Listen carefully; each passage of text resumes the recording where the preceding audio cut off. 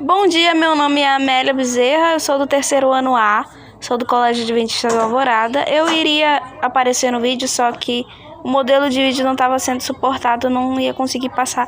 Então eu tive que fazer assim, então vai sair só as imagens e o áudio da minha voz, beleza? Vamos começar falando primeiro sobre o título do livro, né, que se chama Ainda que Caiam os Céus. O autor desse livro se chama Mikhail Imyla, e o Mikhail conta a história dele, que é um russo na época da União Soviética. Ele está vivendo esse período aí. E, enfim,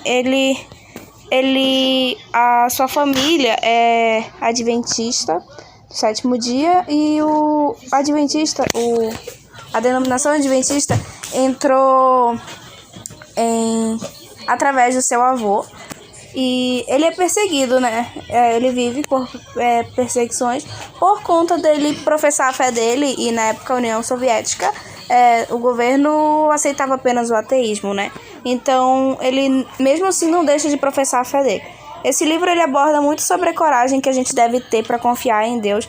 Se a gente for fazer um paralelo com a igreja atual brasileira, num estado que é laico, né, o nosso, é nítido a liberdade de professarmos a nossa fé, seja ela qual for, mas o meio em que Mikhail estava inserido, né, era totalmente o inverso. E atualmente, tanto no continente asiático como também no continente africano, há muitos países que a religião cristã ela é muito mal vista, e as pessoas têm que viver o evangelho de portas fechadas, né, de forma isolada, para que elas não sejam perseguidas, mortas, torturadas e outras coisas, né.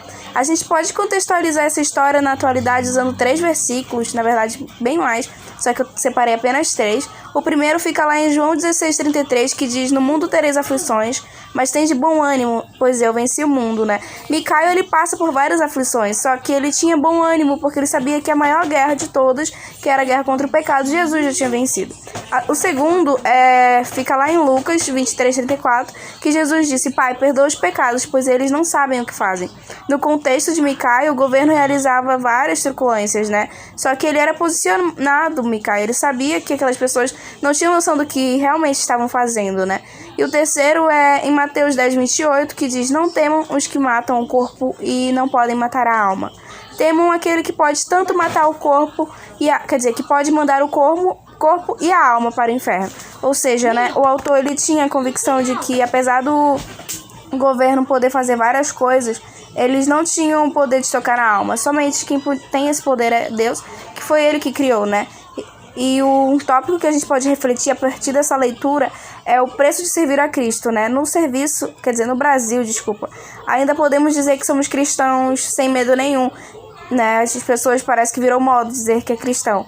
Mas se a gente for ainda mais se a gente for analisar a cultura, né, religiosa que a gente vive, a formação do nosso país, né? Mas a obra mostra uma outra realidade que deve nos despertar um senso de análise para como a gente tem tratado a religião, né? Se dizemos professar qualquer religião que for, será que a gente está dando a ênfase necessária, a prioridade necessária para essa religião, seja ela qual for?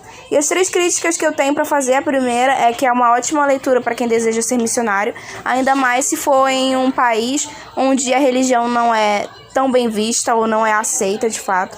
A segunda é que o autor ele compartilha a história dele, nos faz mergulhar, a forma de escrita dele nos faz mergulhar na história, fazendo ser leitores, vamos dizer assim, mais íntimos daquilo que ele está vivendo, né? Ele consegue trazer a realidade dele muito bem. E a terceira é que a gente deve refletir sobre... Só um minuto, por favor. Que a gente deve refletir sobre o trabalho que a gente tem feito, aquilo que a gente tem pregado. É isso. Perdão pelos barulhos, porque a minha família não entende que eu tô fazendo um trabalho, mas tudo bem, a gente releva isso.